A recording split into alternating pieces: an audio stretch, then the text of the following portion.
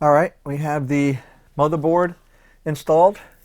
I did a little bit of cable management, or just connecting really, the power and LEDs, the audio cable, USB 3.1, main power, and CPU power. I love that they provide plenty of space up here, so when I put my rad and fans up here, you're still going to be able to see this. I should be able to still get to these cables if I ever needed to. I like that. I'm not putting anything in the bottom other than the vertical the GPU bracket. So I think that's what I'm going to do next. I really like to start bending tubing, but I don't have the right silicone cord to put inside the tubing to be able to heat it and bend it to make my bend. So, you know, doing straight runs was one thing, but bending I have to wait till tomorrow. I think it's supposed to arrive. So, but for now I'm going to go ahead and I'll mount the GPU back bracket in the bottom here, and we'll see how that looks. All right, bracket installed. It only actually mounts in the bottom in this case one way. There's 2 screws here and on the other side. Then you have to play with this cable. I had to flatten it out. I'm sure that bending this like this would be all right, but fitting this fat sucker in there is a bear, so you got to give it plenty of space. So anyway, it fits, and it fills up with these fills up these 3 right here. So this works here, but of course we're going to water cool it.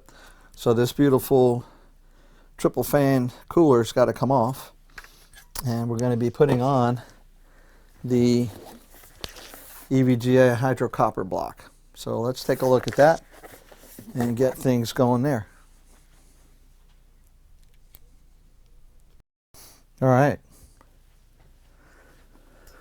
right, so here, this is my first actually EVGA hydro copper block. All of the blocks, water blocks, for all the years that I put on video cards have been either pretty much either EK or Bits Power, and I'm sure I've done Alpha Cool and somebody else I'm forgetting, but this is my first EVGA block, and I know they sell them, some cards pre-installed.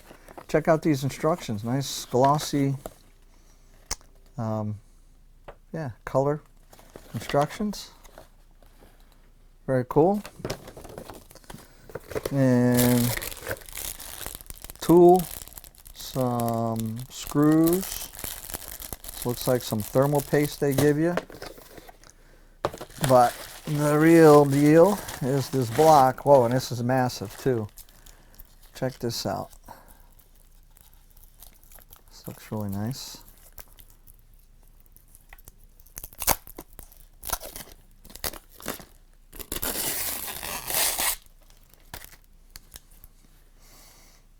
That's pretty nice. Look at that. This acrylic block, some silver and black, matches the build perfectly. And this is really cool. They already pre-install all of the pads for you. Now that's really nice. All I got to do is peel back, and they even give you a little extra tape there to peel it off. We got a power connector. I guess so this lights up. Very nice. Continues telling you what you got on there. Very cool. All right, so let me RTFM, read the effing manual, and then take this guy apart. And then, oops, there's a pad. Look at this. There's a pad that came off. I need to find out where that belongs. All right. Before I destroy anything else, let me get with it. Read the instructions and get the block off of here and put the new block on. All right, what I decided to do is take you along for the ride, I guess. Play some music during some of the boring parts and speed up the video like I've done before. So I'll go ahead and do that. And here we go, taking off the block per the instructions. So first things first, on the back side of here, there's like 25 screws that have to come off, and holding the back plate on. So I'm going to go ahead and do that.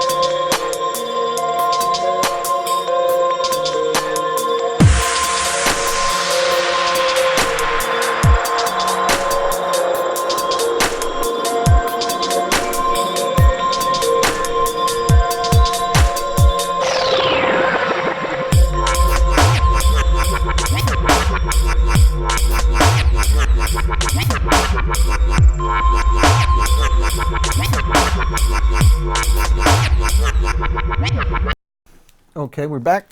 Got the cooler cleaned up, put away, the stock one. Cleaned off the GPU with alcohol, cleaned off all of these chokes and all of these guys with alcohol. They had thermal compound on top of these as well. So I might put a little dab on each of these, just like they did before I put on that pad. But next step right now is they have an adapter bracket that you need to put on here, and it goes right here. All right, so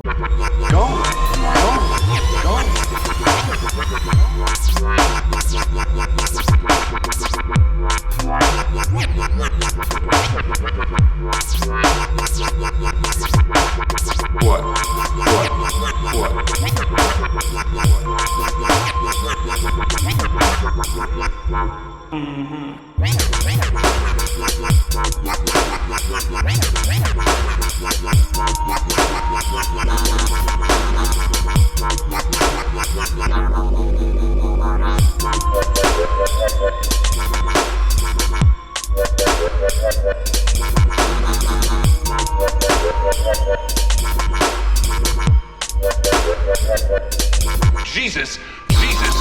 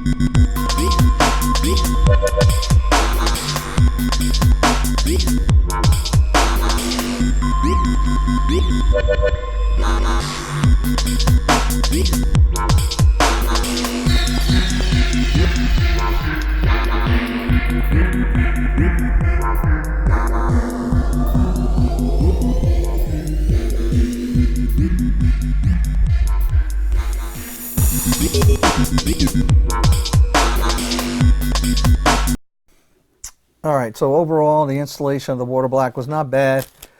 I would give it either an A- or a B+, primarily because they give you everything you need, which is great, and they label the bags with part numbers and an EVGA description. But when they're talking about using certain screws, and there's a couple of different bags of screws that you would use depending on whether you're installing a back plate or not, they reference the description, the size of the screws. And And they do, actually in a couple of them, they do list the part number, so I'll take that back. So it's good that they list the part number so you can match it up with what's on the bag, because I was reading it, you know, it says, you know, use the M2 by 5mm 21 pieces of screws. All right, so but there are a couple of bags of 21 pieces with screws in them, but they don't have a description of the hardware, but it does list the part number in the instructions, so that's a good thing. And the only other thing is they don't mention when to reinstall the bracket. So they tell you when to take it off and say to save a few screws. When you're done, you're going to need them to put it back in, but at no point in here does it say when to do that. And you need to do it before you complete installation of the back plate, because you need to keep a couple of screws out to slide the bracket in to secure it. So yeah, an A minus, I guess, but overall, it's pretty straightforward installation.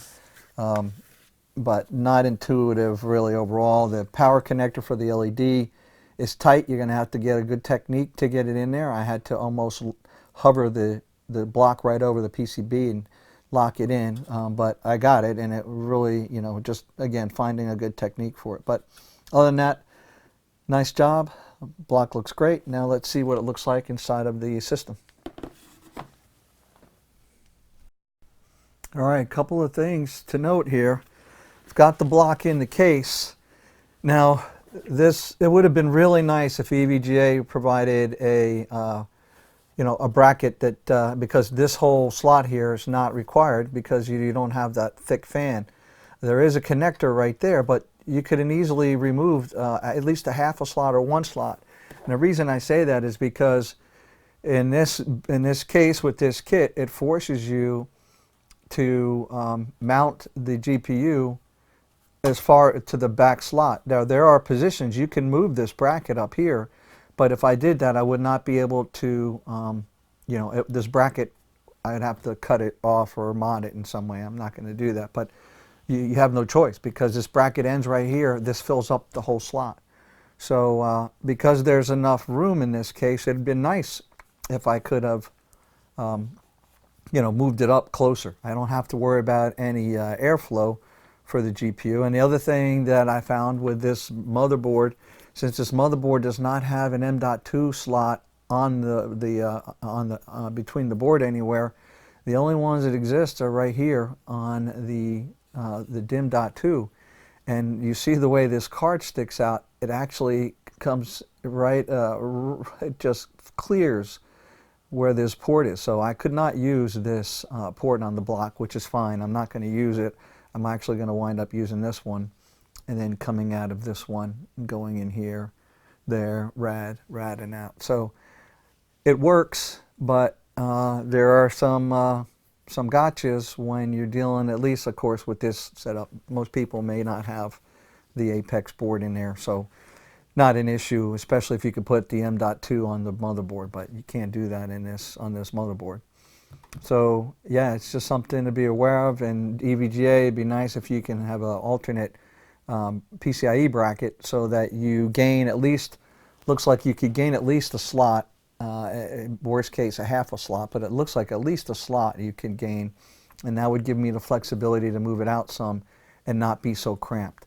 I understand, you know, why the PCIe dynamic bracket is set like this, and it does give you the options, and it does allow you to accommodate a really fat air-cooled GPU, which is what I had. But water cooling, you have more flexibility, you should have more room. Anyway, what do you think? Look good so far? Now I'm going to look at positioning where the pump's going to go. So I may have to rearrange this, and this might come off of the pump itself, but I need to look at that to make sure I got real estate for that. And then once that's in and I get my silicone cord, I could finish plumbing it up, install the rad, get all the lighting in, and be on my way to gaming in this killer system here. So that's it for now. Be right back with some more.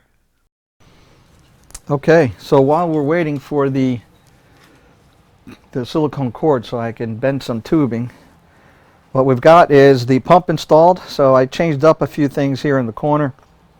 Instead of the instead of the port in the back, I plugged it up and I came off of here so that I could place the pump in this section. It actually works perfectly. Actually, a couple of screws to screw right through.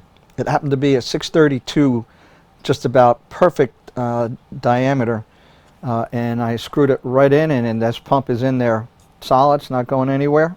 There's one screw on either side of this bracket. This is, by the way, a Proteum, Singularity Computers Proteum pump. The black Delrin top and the black base. It's perfect for this build. And then I have a couple of a D fitting here, a D plug fitting. This is a right angle with a Q right here that feeds through. So I have the water coming through, the coolant coming in and into the pump. Then this is the out port, which is going to go out and into here. Then out of here and into here and out of here and into a rad. Out of the rad into the other rad, and then back into the loop.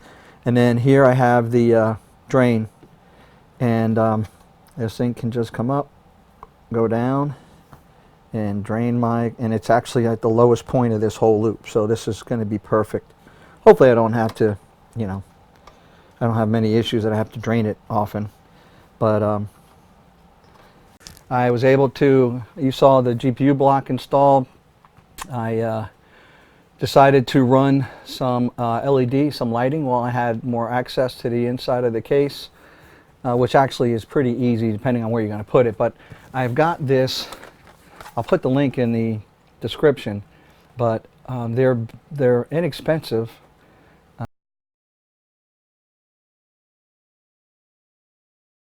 They're called, was it IVF Wow LED light strips? Basically, it is a single RGB connector that mounts right into the Asus controller, and then has one long extension and then two others. So there's three. It's a splitter for 3 RGBs. So you have this one port or your one connection feeding the RGB lighting to 3 different strips. So I have one mounted down here. It's magnetic, and it has some adhesive as well. I'm just using the magnetic portion of it, so it stays great to the bottom of the case. So I have one here, it's about 30 centimeters. I have another one coming up this side. You can see the blue behind it right now. Comes up here. And then I have the other one coming across the top and down along this side of the block, so that it illuminates the frosted LianLi waterway block. So you can see that. So I have that one port feeding all 3, and they're great. And again, it was inexpensive, so I got it from Amazon. They are called Wow LED RGB Gaming, 30 centimeter wet magnetic. And there's there's an extension that comes with it, so I didn't have to buy anything else.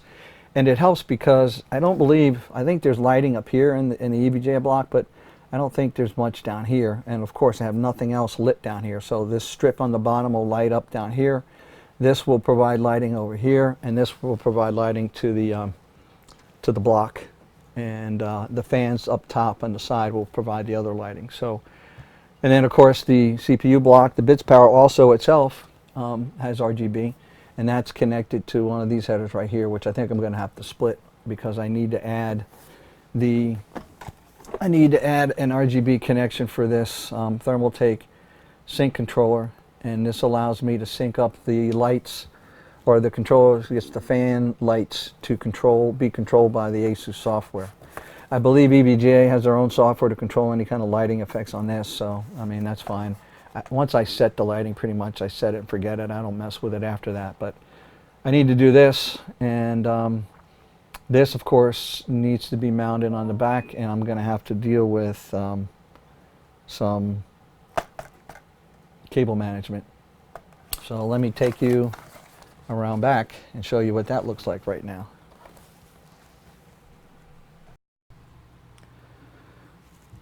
So there's still a lot of cable management that has to be done. I still have to install the SSD, and that SSD I've built in this case before. It's going to get mounted on the back of this plate, as well as the controller. I believe I'm going to mount this controller on the back of this plate. So I've got a 4 terabyte SSD. It's going on here. This controller, if it'll fit, that way I can get all these cables tucked in there.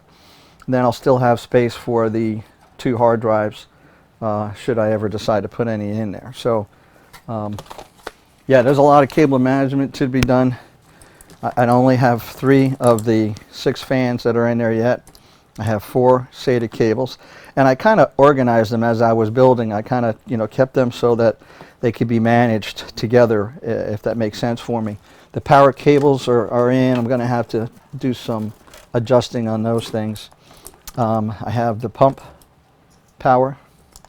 I have where the pump power will connect to, the standard Molex, and then of course the SSD power connections. So I think that's all I'm going to need. I've got everything else all powered up. And power supplies mounted. I did have to remove it a few times to run some of the RGB cables down there, but I will need to run one more RGB cable, I believe, to control this Aura sync from Thermaltake. Well guys, that's about it for part 2 of the LianLi RGB gaming rig build, and I hope you liked it. I eliminated the music this time. I think my audio was hosed up the last time, and so certain portions of my video you could hardly hear me with the music, even though the music was down low. So I just pulled it out. I don't usually do that, but I thought I'd give it a try. But I got some feedback from you guys. Thank you for those of you who watched and let me know what was going on with it. I was trying to improve it. A little rusty from not posting and doing videos for a while, but back into it now. And again, thanks for everything. I hope you liked this video. If you did, please like and favorite, and if you're so inclined, please subscribe and click that bell icon to be notified for the next time I post a video. So coming up next will be part 3, where I will be doing the tubing. And I'll catch you later, guys. Thanks for watching. That's it from Ron to Nut.